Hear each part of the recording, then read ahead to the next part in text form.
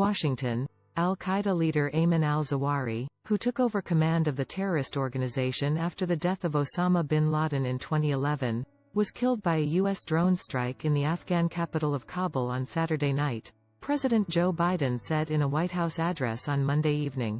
He carved a trail of murder and violence against American citizens, American service members, American diplomats, and American interests, Biden said, describing the Egyptian-born Muslim fundamentalist, who was a surgeon by training, as a vicious and determined killer, who had been intimately involved in planning the September 11, 2001, attacks on the World Trade Center and Pentagon. Al-Zawahri was one of the FBI's 10 most wanted terrorists.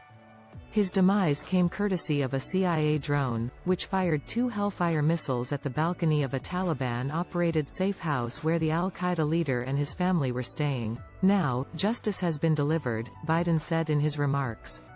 And this terrorist leader is no more.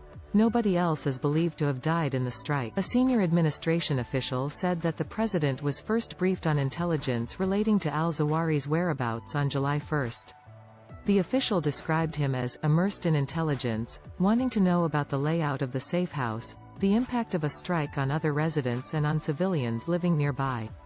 Administration attorneys, meanwhile, determined that al-Zawahri was a lawful target. Intelligence continued to strengthen on a daily basis, the senior administration official said. Biden was finally briefed on July 25, while he was in the midst of his COVID-19 isolation.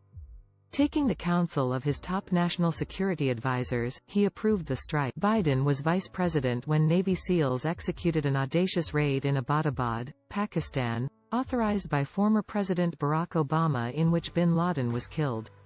He now has a similar victory over Al-Qaeda to call his own.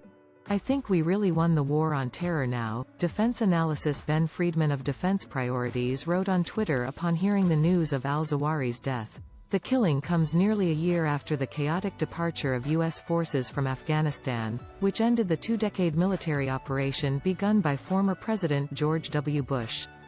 Critics feared that the withdrawal would inhibit the ability of the U.S. to carry out strikes such as the one that took place on Saturday. Speaking from an isolation prolonged by his Paxlovid rebound, Biden vowed resolve in the fight against terrorism.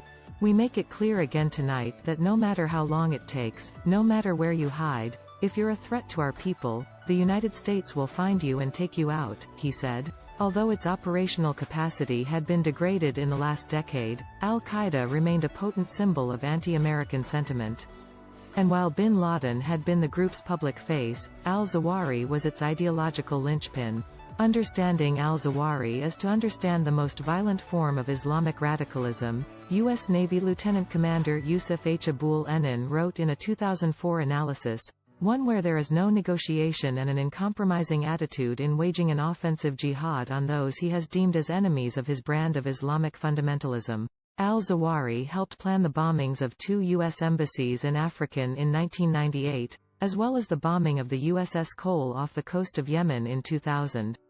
The senior administration official who spoke to reporters on Monday evening argued that his death deals a significant blow to al-Qaeda. Last summer, Biden and top national security officials assured that even without a military presence in Afghanistan, the U.S. would retain the ability to strike at key targets. Monday's news appeared to support that argument, even if the long-term effects of the withdrawal continue to be the subject of intense debate. I made a promise to the American people that we would continue to conduct effective counter-terrorism operations in Afghanistan and beyond, the president said. We've done just